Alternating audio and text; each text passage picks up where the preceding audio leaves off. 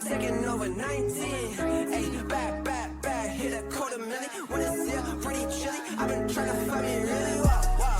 Silly, yo, I be gone like Cheerio. Really though, swear we finna get the goal. You the goal, but the most can get it.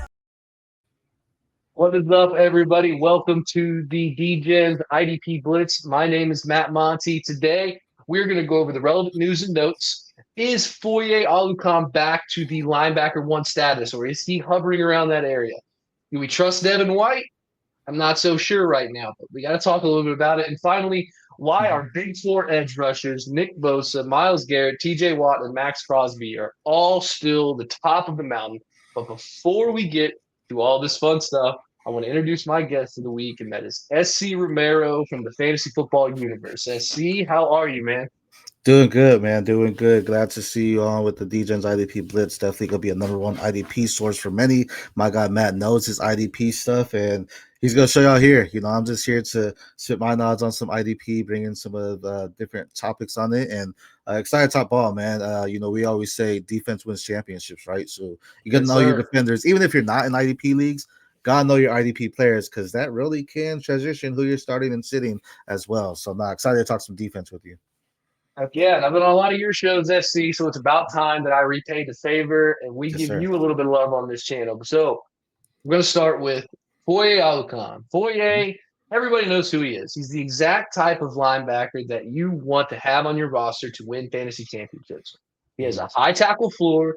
He's got the ability to create turnovers. He jumps off the screen. I mean, at any given time, he can get 2 or 3 tackles in 2 or 3 plays, and then suddenly he is changing your matchup. He had 5 straight years over 100 total tackles, and last season was the first time in 4 years where he had less than 100 solo tackles, and it was due to injury. He missed 3 weeks. I think we just forgot about him, and I think that we are so quick to move on to the next shiny new toy, the Edrin Coopers of the world, the Zach Bonds of the world, and I love those guys, but I don't think that we should cast aside potential league-winning fantasy options, and I know league-winning is the most cliche thing in the world to say, but if you're getting Foye anywhere but the first pick of an IDP draft or an acquisition in IDP leagues, you are getting value because I believe that last season is probably the lowest that we're ever going to see his value. So my first question to you today, do you believe that Foye can return to the top of the mountain, or is he already there, or am I just drinking my own Kool-Aid here?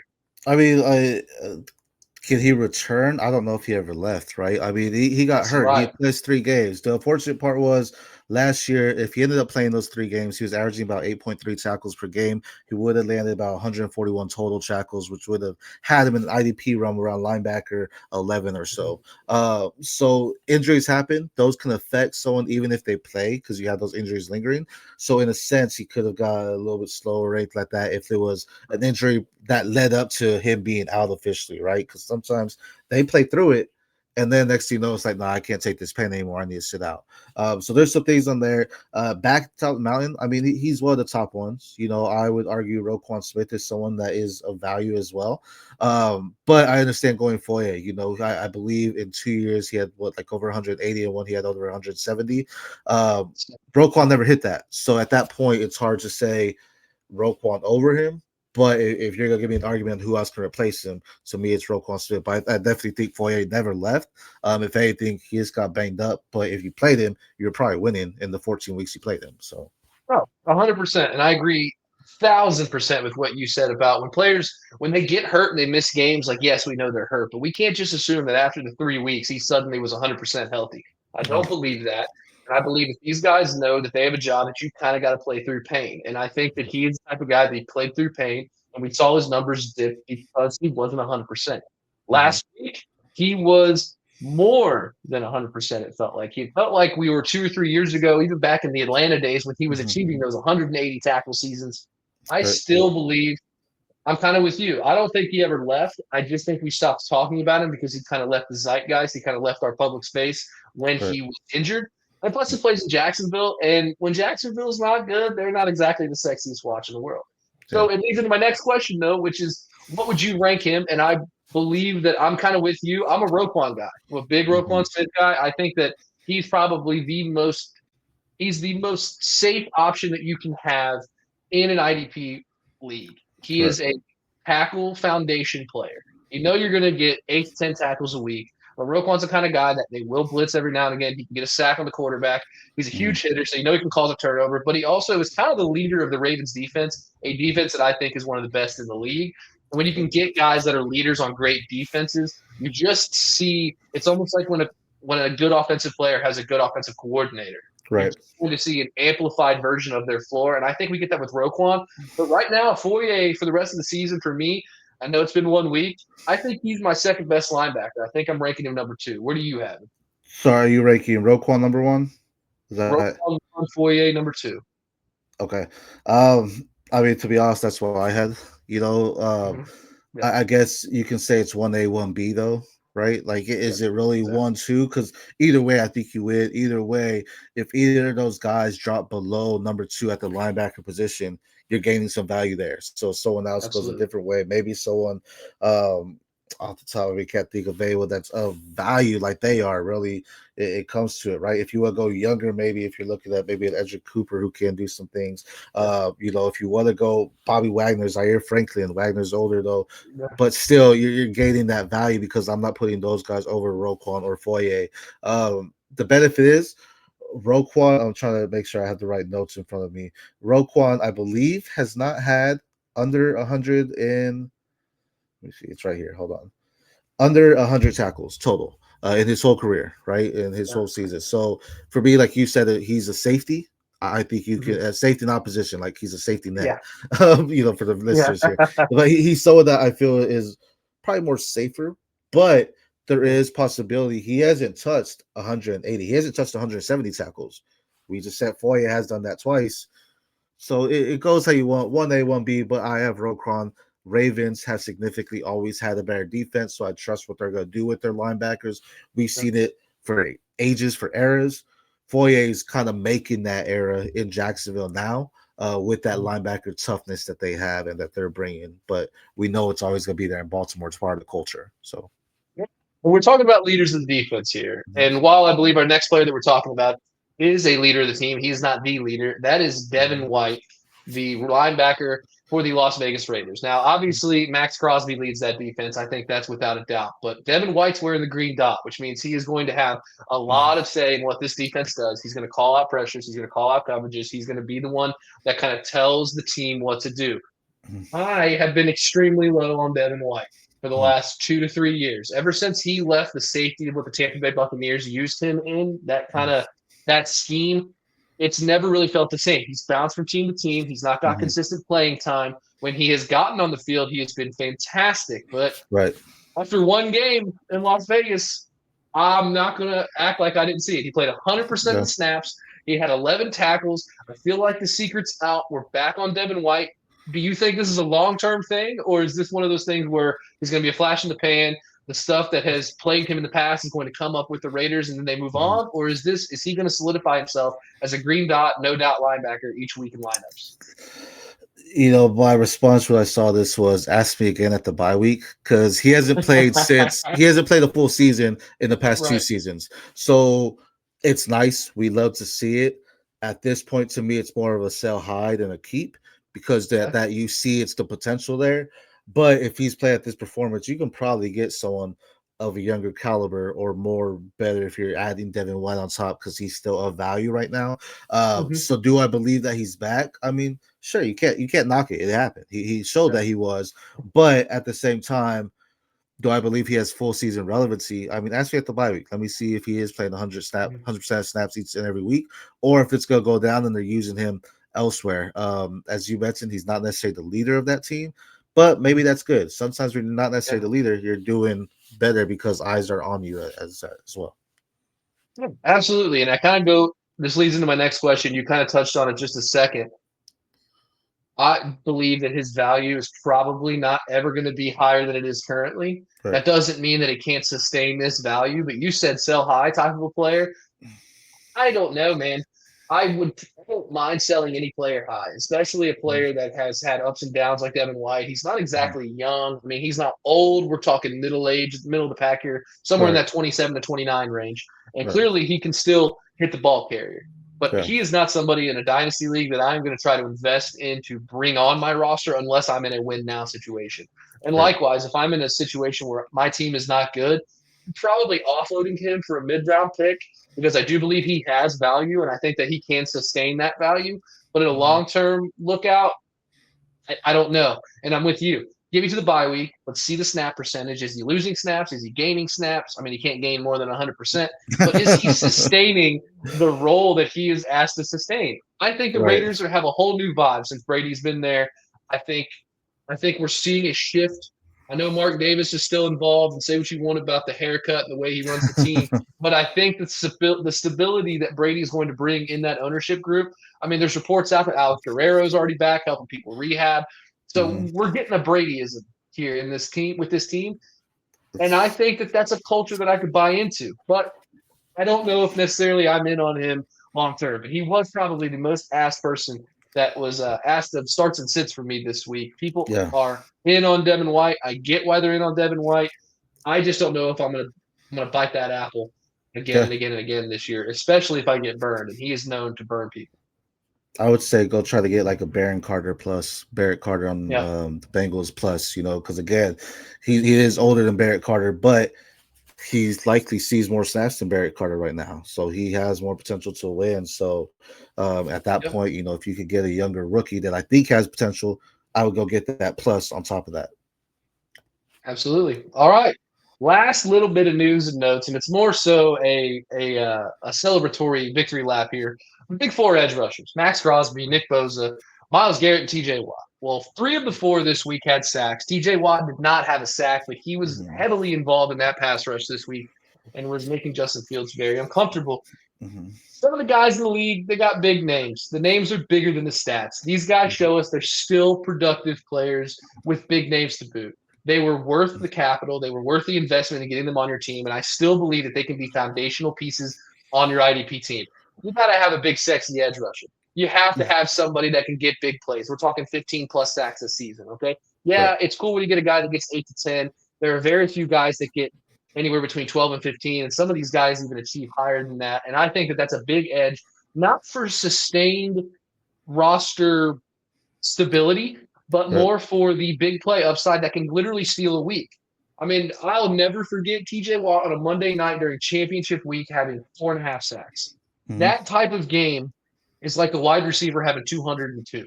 I mean, it just does not happen. And when it does happen, you have to have the guys that can have that happen. And I believe that these 4 guys are the epitome of the example of people that can win matchups week to week.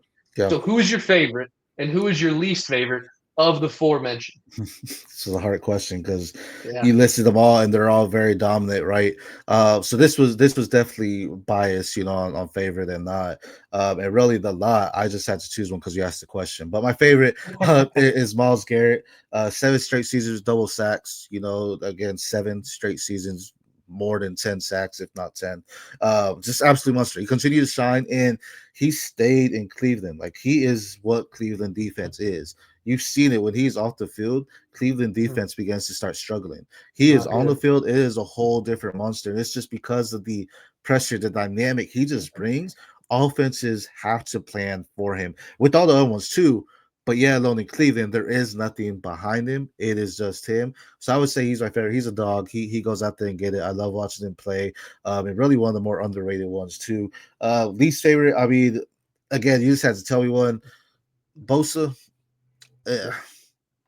Like I said this. I said Bosa. I deleted it. I was like, what? Deleted it. I was like, Crosby, deleted it. I don't want to say what, but I answered it. So I said Bosa. But I mean, really, though, I think Bosa gets a lot of shine. And the true leader on the team is Fred Warner, right? And Fred Warner gets the back shadow of him. But that's kind of what swayed me when I said that. I was like, all right, Bosa is nice, but Fred Warner is that defense as well in the general. So take him out, is Bosa as dominant if it's not Fred Warner in the back there. So yeah, I mean, there's not much to say. Least favorite is still not saying he's one of the top ones. Like, I mean, he's the leader right now, right? So Bosa is very nice. Again, this was just ongoing because the question was asked. Oh yeah, of course. No, it's a hard question. It was intentionally hard. I'm kind of with you there. Bosa I feel like Bosa has left me kind of holding the grenade without the pin many times. I think the injuries are always a concern. You could say the same thing about Watt, but I feel like Bosa misses more games consistently. When Watt misses games, it's usually extended periods and then he's back. Bosa, I feel like he's always trying to play through injuries and he never fully recovers. So there are just 2 or 3 week spans where you just get like a desert wasteland of points, and then all of a sudden it's the oasis. You get 2 or 3 sacks, 5 tackles, and you're like, oh, this dude's really good. So I'm with you there. My number 1 was Max Crosby, and that's because of the age thing, and I really love his leadership on that defense. And I just think that they're going to turn the corner. Now, I've been saying that for 2 years. I thought they were going to turn the corner when Antonio Pierce was the head coach. I was wrong on there. I'll take an L, but I still believe that the Raiders roster is better than people give it credit for. 100%. And I think with the loss of Christian Wilkins, you're going to see Max Crosby have more of a – I mean, Christian Wilkins wasn't there very long, but I still believe that he's the focal point of the defensive pass rush. I don't think you're getting anywhere else. I don't think Tyree Wilson is going to be one of those guys you're going to want to invest in. Defensive tackles are a dime a dozen. Max Crosby is an edge rusher that not only sacks the quarterback, but he has high tackle floors. He's good in the run game. He's just a good defender to have with extremely high upside. Yeah, and I also agree with Max Crosby. It's really where I have the next answer to the next question. But with Bosa too, just think about now. I feel like his brother has. I see the name Bosa, and I'm thinking his brother too, and that kind of lingers. Where like I see the name Watt, I knew his brother was dominant towards the end of the season. He necessarily wasn't, but it's always that fear: is Bosa gonna end up being like his brother Joey and just become someone that is banged up? When he's on the field, you hope you have him.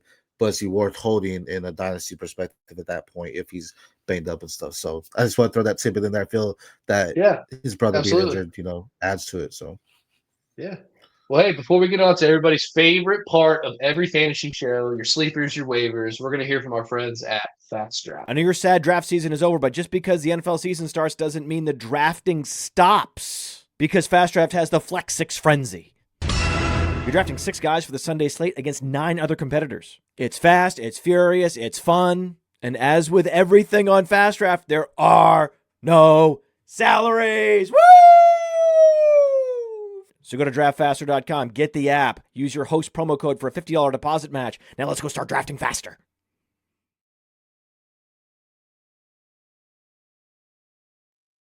All right. Make sure that you use the promo code in the corner of your screen. That is DGEN, D-E-G-E-N, for a $50 deposit match on Fast Draft SC. It's about that time. We have got to help people win their leagues. They're not watching this because of our beautiful faces and our wonderful personalities. They are watching this for the brains that you have inside. So we are going to pick 2 players each. We're going to talk about why we think they are waiver wire ads that can help you potentially in the short term and maybe even in the long term. I'm going to go first here. Jordan Battle, the defensive back for the Cincinnati Bengals. ADP can be primarily based on 2 things: playing time and productivity in that playing time. Jordan Battle last week was the only Cincinnati Bengal that had 100% of the snaps on defense. I'll say it again. He played every single snap and was the only player on the defense to do so. We all know the rhetoric behind the Bengals defense. The Browns game was a great look at potentially making the next step, adding Al Golden as the defensive coordinator.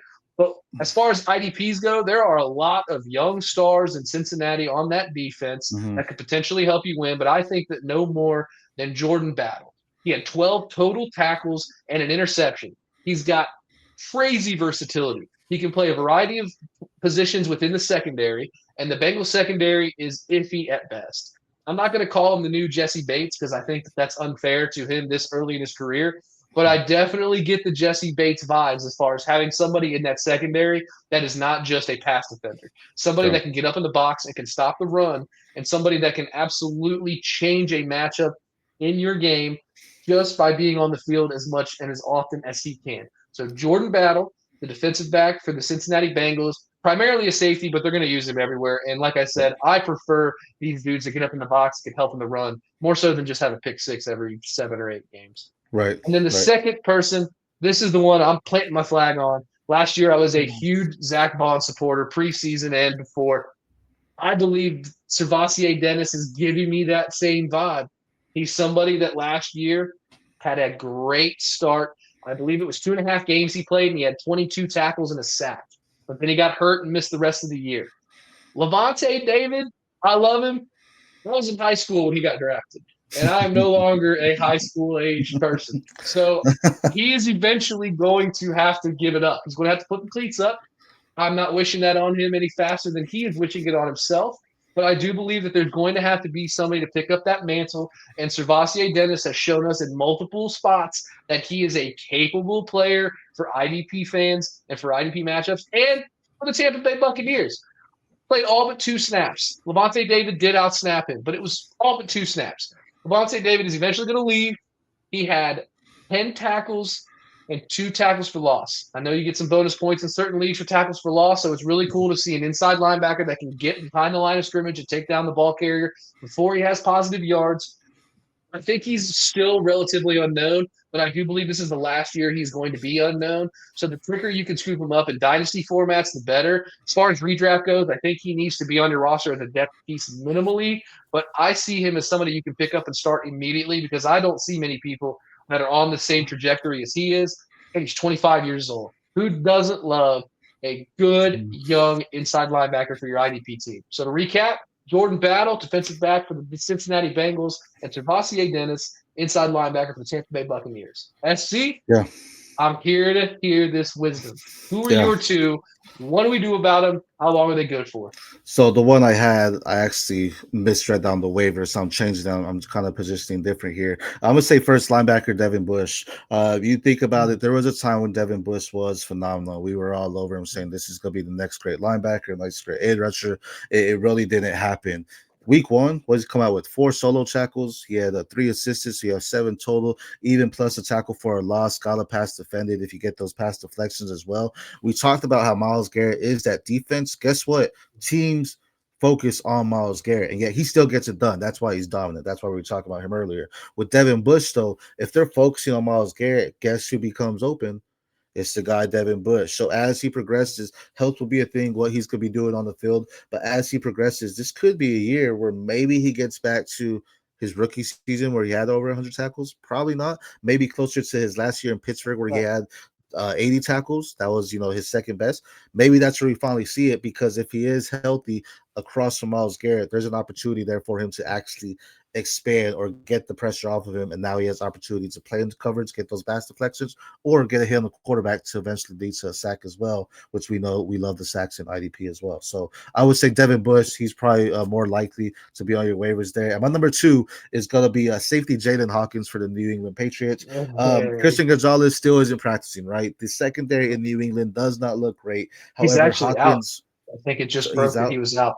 Yep. Well, there you go. So this is even better to go get Jalen Hawkins then, because when Christian Gonzalez is there, he becomes the focal point of the secondary. He's be making the big plays. Right now, it looks like Jalen Hawkins is the one that stepped up. He's becoming the bright spot for that defense, making some big plays for them, and we're going to see him be the primary leader of that secondary, I feel like, to help push it even further. So will he get an interception? Maybe, but he's probably going to get the ball in the hands and get the deflection there. And then he's also going to be getting some tackles as well. I think Jalen Hawkins has some short-term value for you, so go get him while you can. Christian Gonzalez comes back. Probably try to trade him for something that is a little bit more reliable until we see Hawkins actually progress. But I would go get them if you need that spot there as well. I was happy to see Hawkins as your pick almost 100% because it just means we're finally past Kyle Duggar. I love Kyle Duggar. He had so much hype and he had so much potential, and I just feel like it always fell flat.